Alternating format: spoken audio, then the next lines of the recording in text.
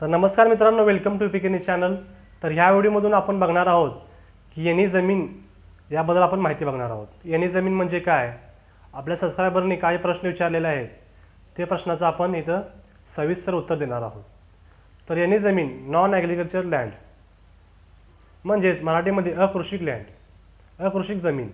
तर मित्रांनो, काही प्रश्न आहेत। पहिला म्हणजे काय, येणे जमीन म्हणजे काय, दुसरा म्हणजे काय, येणे जमीन आपली जमीन येणे कशी करायची, दुसरा कसं म्हणजे काय, दुसरा प्रश्न काय आहे, अर्ज कसा करायचा, तिसरा म्हणजे काय, आवश्यक कागदपत्रे कोणते लागतात, चौथा काय आहे की नवीन सुधारणा, ह्यामध्ये नवीन काय काय सरकारने सुधारणा केलेल्या आहेत, आणि पाचवा प्रश्न म्हणजे काय की भोगावटदार वर्ग 1 आणि भोगावटदार वर्ग जमीन, भोगावटदार वर्ग 2 जमीन हे आपण येणे करू शकतो का, हेच आपण 4 ते 5 प्रश्न आहेत हे आपण बघणार आहोत।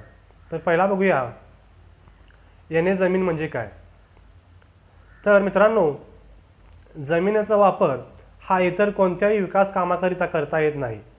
तसेच असा वापर करायचा असेल तर राज्य शासनाची परवानगी घ्यावी लागते। जमिनीचा वापर बिगर शेतीसाठी म्हणजेच औद्योगिक, वाणिज्य किंवा निवासी कारणासाठी करायचा असेल तर कायदेशीर परवानगी घ्यावी लागते।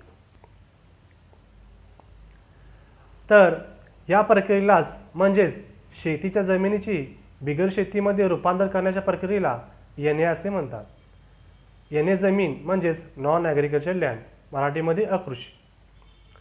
तर यासाठी किती कर भरावा लागतो, हे मला जास्त प्रश्न विचारलेले आहेत।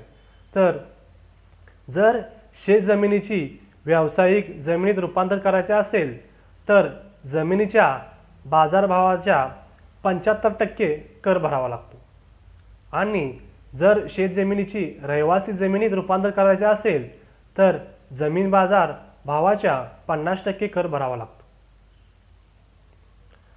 आणखी तिसरा जे आहे, जर शेत जमिनीची निमसरकारी जमिनीत रूपांतर करायचे असेल तर जमिनीच्या बाजारभावाच्या 20% कर भरावा लागतो।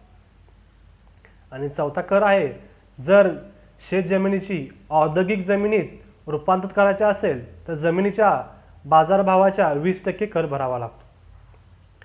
हे येणे जमीन, आपली जी शेतीसाठी जमीन आपण करतो आणि ते आपल्याला येणे करायचे असेल तर आवश्यक कागदपत्रे कुठले कुठले आहेत येणे करण्यासाठी।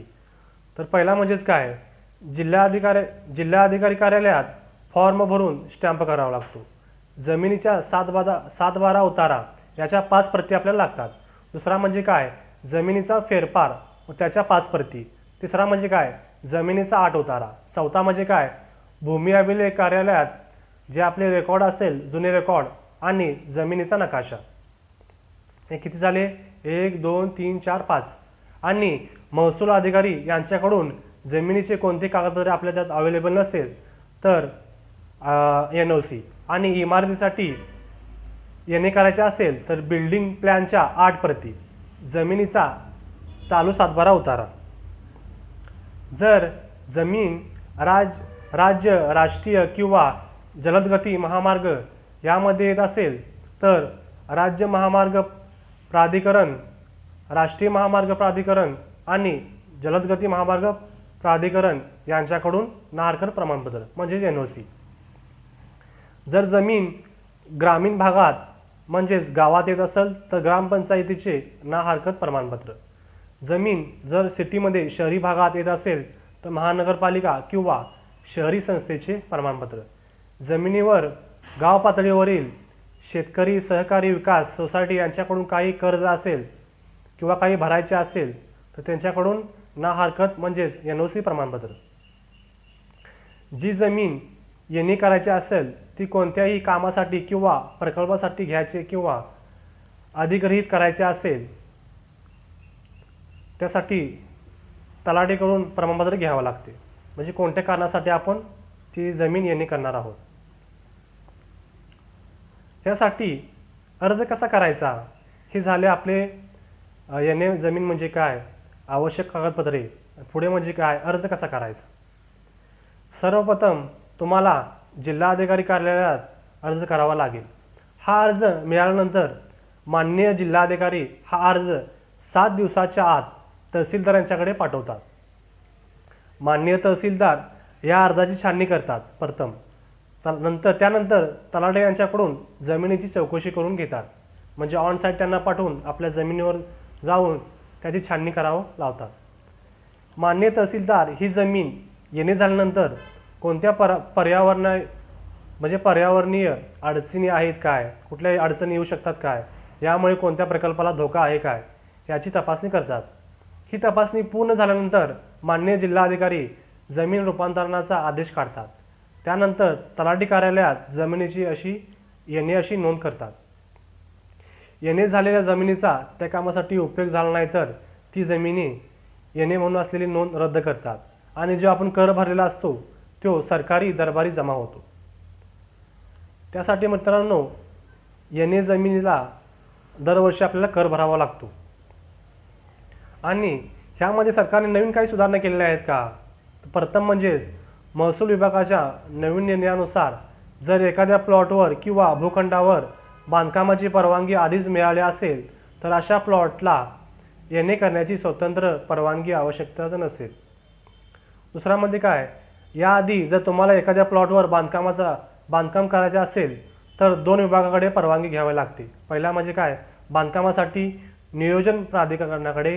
दुसरा म्हणजे काय, येणे करण्यासाठी महसूल विभागाकडे. नियोजन प्राधिकरण विभागाला येण्याची सनद देण्याचा अधिकार दिलेला आहे. तिसरा म्हणजे काय, बांधकाम परवानगी व्यवस्थापन प्रणालीनुसार ऑनलाईन पद्धतीचे येणे सनद देण्याचे काम सुरू होणार आहे. चौथा म्हणजे काय, महाराष्ट्र जमीन महसूल संहिता 1966 नुसार जर तुम्ही राहत असलेल्या क्षेत्रामध्ये अंतिम विकास आराखडा प्रसिद्ध झाला असेल तर अशा क्षेत्रातील जमीन येणे करण्यासाठी स्वतंत्र परवानगी गरज असणार नाही. हे चौथं होतं.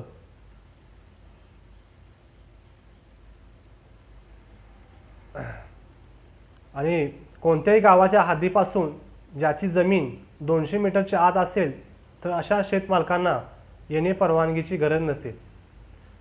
हे होतं नवीन सुधारणा. आणि 5वा प्रश्न काय, भोगवटादार वर्ग जमीन 1 आणि भोगवटादार वर्ग जमीन 2 या जमिनींना येण्याची परवानगी मिळू शकते का?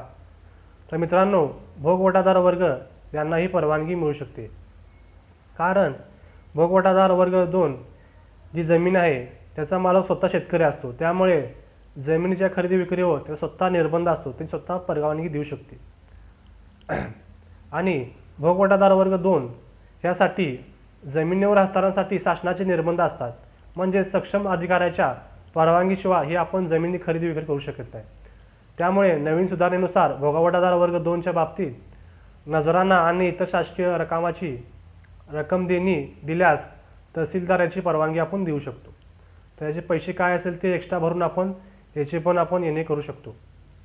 तर हे सर्टिफिकेट कोण देतं, तर बिल्डिंग प्लॅन मॅनेजमेंट सिस्टीमनुसार प्रणाली अंतर्गत बांधकाम परवानगी दिली जाईल. आणि यासोबतच अकृषिक म्हणजे येणे अशी आपल्या जमिनीला सनद दिली जाईल.